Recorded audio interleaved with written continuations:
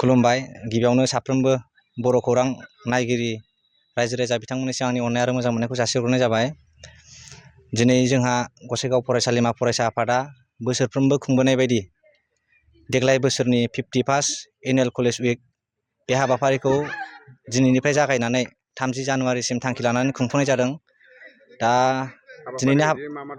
दिनैनि हाबाफारि बायदियैथ' दहाय फुङावहाय जोंनिनो गोरायुं सार डक्टर कुमुद रन्जन बसुमतारी बिथाङा फरायसालिमानि फिरफिलाखौ बिरहोनानै थांबाय।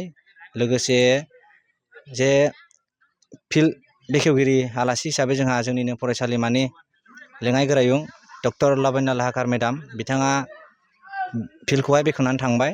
दा हाबाफारि बायदियै खारनाय बादायलायनाय, बेडमिन्टन, लोगोसे चेस, केराम आरो फुटबल, भलिबल बेफोर गासिबो इभेन्टफ्रा दंफायो आरो लोगोसेनो लिटारेसार इभेन्टफ्रावबो दं, जेरै सोंगाब बादायलायनाय, extempore speech, debate competition, cultural programme बेफोर गासिबो दंजोबो आरो लोगोसेनो जोंहा 30 जानुवारियावहाय बान्था राननाय हाबाफारि दं। बान्था राननाय हाबाफारियाव जोंहा जोंनि फरायसालिमानिनो गोरायुं डक्टर कुमुद रन्जन बसुमतारी सारखौनो गाहाय आलासि महरै हांख्रायनानै लिंहरनाय जादों।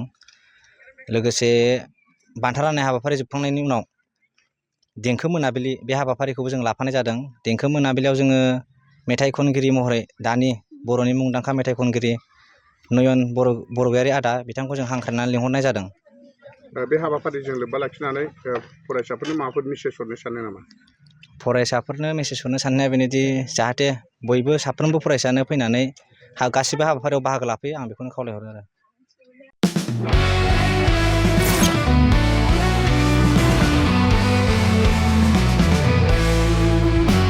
नोंथांनि जिउआव जायखिजाया खामानियावनो हेंथा नुजाथिदों नामा?